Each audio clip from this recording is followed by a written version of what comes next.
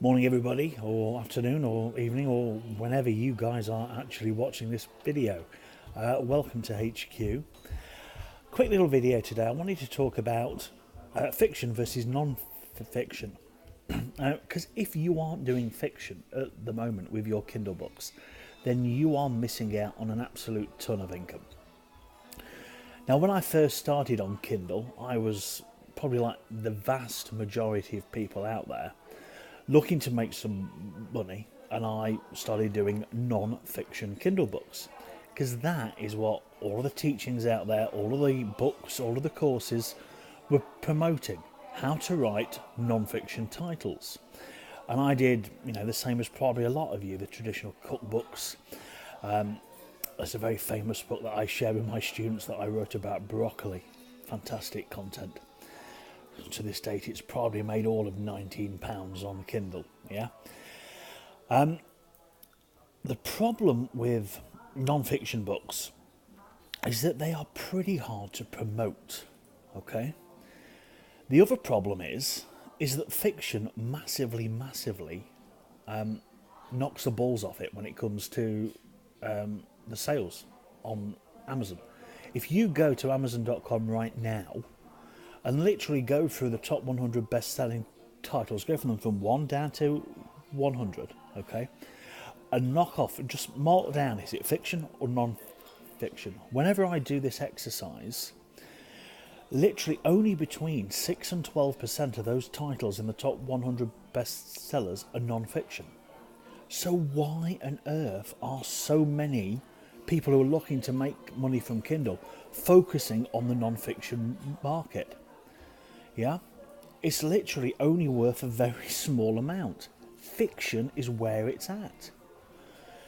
The thing that puts people off with fiction, I find, is that as soon as it gets mentioned, people immediately think you've got to write a massive 80,000 to 120,000 word novel.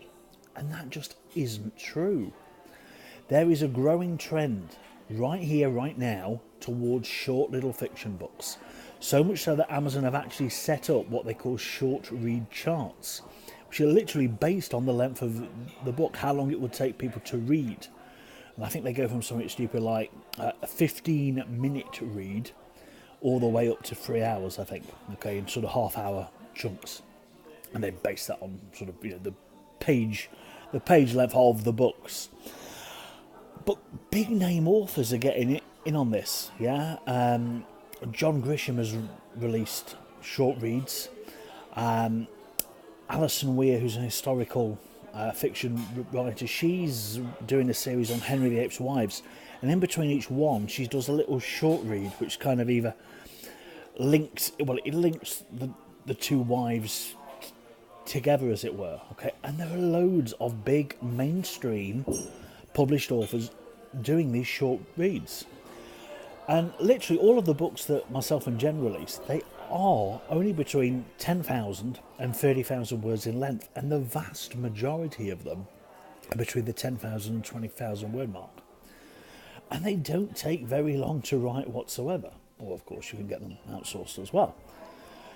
So the question I have for you really is, if you are doing non-fiction and aren't really getting the results that you want, why don't you switch? Why don't you give it a go? Fiction is always going to be in fashion. People like escapism. Okay, the beauty of the books that we write and publish is that they can be read literally within an hour, 2 hours, in bed at night, enjoyed, discarded, forgotten about. And then the beauty is the readers want the next one. A lot of the genres that we write in, the readers will devour everything and then demand that you release another book virtually immediately. And this is what drives and pushes our business forward, is that the readers are always asking for the next title. So, fiction, it's where it's at. If you're not doing it, look into it right now.